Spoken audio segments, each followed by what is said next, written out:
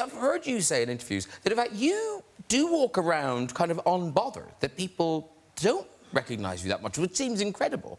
Yeah, no, living in New York, I'm in LA now, but for years in New York, I just put on a baseball hat and walk around, and I'm not, like Ben Affleck, who I grew up with is 6'3" or 6'4", he just kind of sticks out just no matter what, and I'm, 5'10". Nobody looks twice at me. It's an ordinary height. That's just. I don't mean it like that.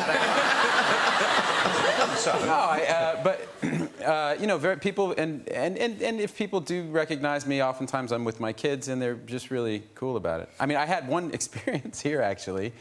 I was in Greens Park. We were making The Bourne Ultimatum, so this would have been 2006. And my daughter was young. She was just a toddler, and we had her out in the park, and it was just Lucy, my wife, and my daughter, and me, and it was kind of a rainy day, as you have here sometimes. You were lucky. Yeah.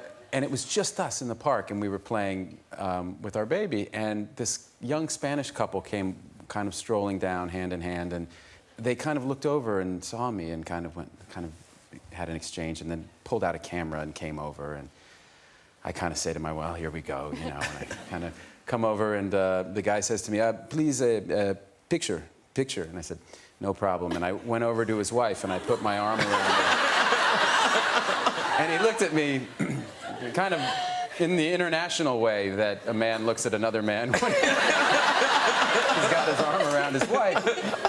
And I realized right away that he wanted me to take a picture of him.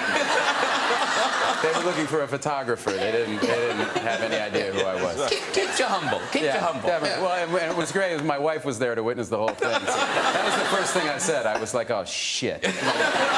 So we still joke about that one. You shot yourself. Well, yeah, I mean, I can't. Emily, we're coming round to you. We're coming round to you. Is this like a pass the parcel situation? One of the most delicious street food things I ever ate made me ill, but it was delicious. Made me ill, but how ill? Very ill. Giardia on the loo for weeks. Oh wow! It was a pigeon pastilla in Marrakesh. I mean, it sounds like a recipe for, if you don't mind me saying, diarrhea. Yes. Yeah. In the interest of balance, I shot myself on a bus in Turkey. There we go. There you go. Come on, Blunt. We already know that Emily.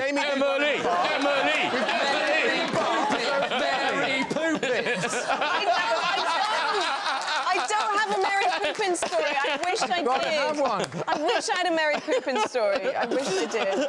You're the odd one out now. I know. I've never shit my pants, guys. I'm sorry. Well, I've achieved my goals for this evening. I called Emily Blunt Mary Poppins, and I can go home happy. Very good. First day was that iconic, possibly, voted maybe one of the greatest performances of all time. Yeah. And we shot that on day one. Wow. Yeah. I think it was kind of a baptism by fire, but it was a sink or swim moment where I thought, okay, this is just a test, so if I can't do this, I'm out of here. But the transformation is extraordinary in here, and a bit like keeping the accent up all the time. Did you keep the teeth in all the time? Crazy. Yeah, I had his teeth in because he has a massive overbite, which he never wanted to mess with because he has 4-octave range that he said, I'm not screwing with this at all. Wow. Yeah. So I had these teeth made. I was like you, I enjoyed it so much. I'm not a method actor. I'm a method actor, so let's stop talking down method actors. Okay. I have no problem with it. I'm just saying I'm not. Right, it's for the purpose of explaining the story. Okay, fine.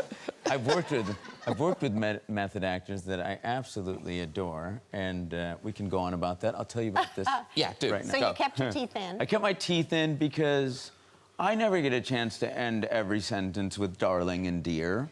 And Freddie does, and that's quite nice. It's nice being... I'd rather be Freddie Mercury for most of the day than be Rami Malek. Oh. You know what I mean? No. I know what you're saying by that, and I appreciate it. Obviously, you're English, but you had a dialect coach for the English accent. I did, yeah. Because I've lived in America for so long that Where do you live? I live in California, and my kids are American, and that's what I hear around me all day. So I have little things that I don't notice that sort of slip in. So I had a voice coach I had to brush up my English. Wow. Yeah. Well, you'd be smiley, and then suddenly you'd hit like a hard R or something, or a weird sound would come out. So I needed to sort of have English lessons. Because Abby Cornish, who's in RoboCop, she was saying that you do a very good Australian accent. Do you? No, Give it a crack, mate. now I'm on the spot with someone. Well, I don't know. There's that sort of subtle kind of accent that just sort of touches the words. That's quite good, isn't it? Having not studied, and then there's, of course, you know, like the full-on, you know. Passable. Absolutely. I smell wet concrete, because you... No, you literally... Was it just a couple of days ago? Yeah, I think it was like day before yesterday. Hollywood Boulevard. Right. This is... Yes, because this is the real honour, isn't it? Because anybody can get the star, can't they? Really? I've walked down there, I didn't know half those people. Yes, I guess the hands and feet is reserved for the those who are truly deserving, such as myself. But it must be a big, you know, for you, you grew up there. I mean, it must be amazing that there you are. Yeah, it was kind of a big deal. It was also raining, which was nice. First time it ever rained. And then I came here, and the skies were blue, so everything's trippy. Yes. This is an entertaining show, isn't it? Not at the moment. Okay. But I have high hopes. Chalamet, and you'd met Timothée Chalamet before this, hadn't you? Oh, God. I had met him about a year previous. We were doing the kind of award season rounds together, and I loved his surname, Chalamet, and every time I read it as Shalamala Bing Bong. And when I saw him at this event, someone was coming to introduce me, and I said in my head, I was like, Timothée Shalamala Bing Bong. As I was walking towards him, to the point where it's now become such a name in my family that my gran met him last week at however many weeks ago, at the Paris premiere. And afterwards, she came up, she was like, I met Timothée Chalamet Bing Bong. So that's his name now in our family. So, Timothée Chalamet Bing Bong, Yeah. but also Meryl Streep. Yeah. I mean, you have scenes with Meryl Streep. I shared space with her.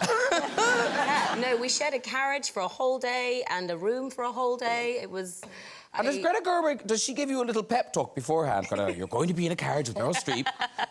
You know, does anyone prepare you for it? No, you kind of just know that she's in the room or she's somewhere in the house because everybody's on best behaviour and everybody lights really quickly and everybody sets up cameras very quickly because Meryl's around. So you always can tell that she's somewhere. Didn't you say that when you were doing an outside scene, like she has this power, she speaks and things happen? Oh, we were in a carriage for a long time, and it takes a while to reset shots because we were behind horses, and it took about 20 minutes each time.